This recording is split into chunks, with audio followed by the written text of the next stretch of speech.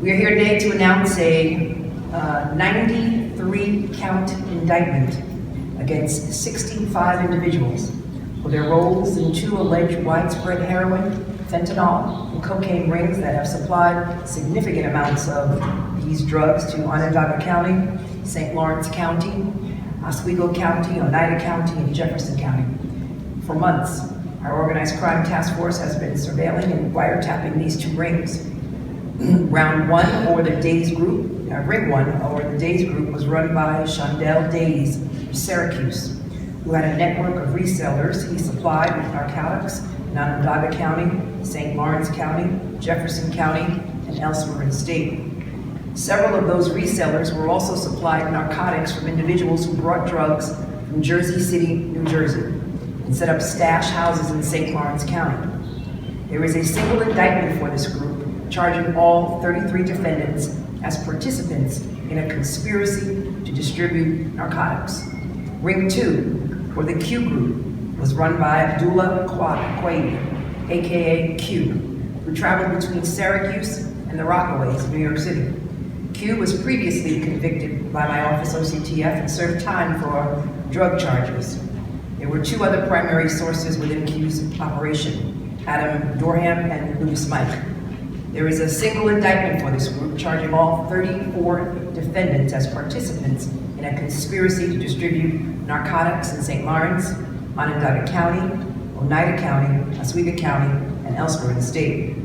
And while mostly separate operations, 2 defendants, Justin Love and Cassandra Northrop, allegedly purchased, resold, and received drugs from both rings and are charged in both indictments. Over these 15 months, our investigators recovered significant amounts of illicit drugs, cash, and firearms, including approximately 4,700 bags of heroin and fentanyl, which all have been prepackaged for easy distribution by the trafficking ring. These 4,700 bags of heroin and fentanyl have a street value of approximately $140,000.